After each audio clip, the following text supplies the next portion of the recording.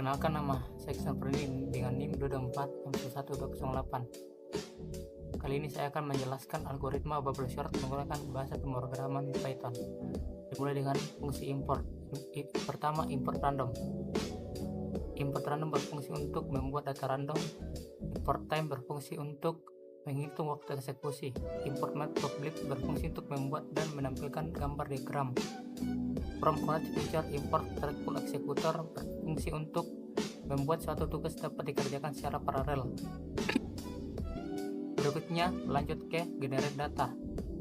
Program ini berfungsi untuk membuat atau menggenerate data di mana data tersebut berjumlah sebanyak 10.000 elemen yang akan memilih data random dari 1 hingga 100.000.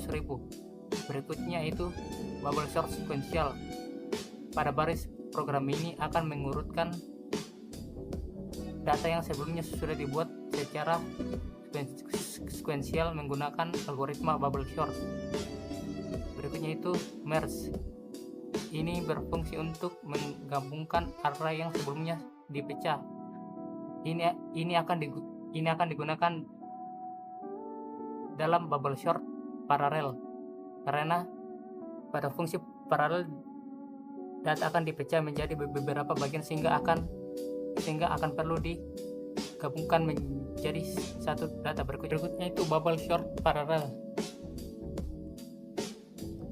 Pada baris ini data akan dipecah menjadi beberapa bagian atau menjadi beberapa chunk yang kemudian chunk-chunk tersebut akan dikerjakan secara paralel atau secara bersamaan. Setelah data tersebut diurutkan kemudian akan digabungkan kembali menggunakan fungsi merge yang sudah saya jelaskan sebelumnya.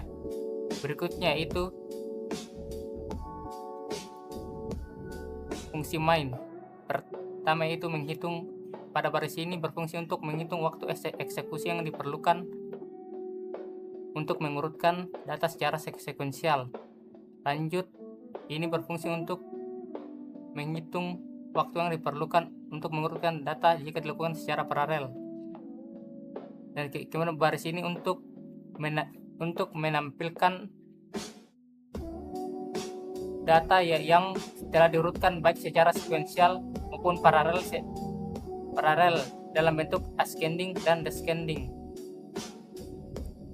Kemudian ini untuk mencetak waktu yang diperlukan untuk mengurutkan data secara sekuensial maupun paralel. Lanjut yaitu membuat grafik. Di baris ini berfungsi untuk membuat gambar grafik yang membandingkan kecepatan sekuensial dan paralel. Berikutnya yaitu menjalankan programnya.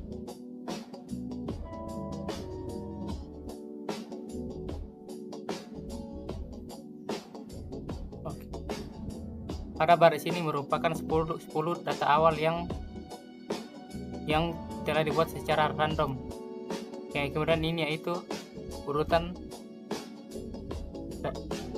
data random yang dikerjakan secara sekuensial dari kecil ke besar, dan ini sekuensial yaitu descending yaitu dari besar ke kecil. Kemudian pada baris ini yaitu untuk paralel secara ascending dan descending. Ini menunjukkan waktu eksekusi di mana sekuensial memerlukan waktu sebanyak 6,9 detik dan kemudian paralel hanya membutuhkan waktu 1,9 detik untuk mengurutkan data tersebut.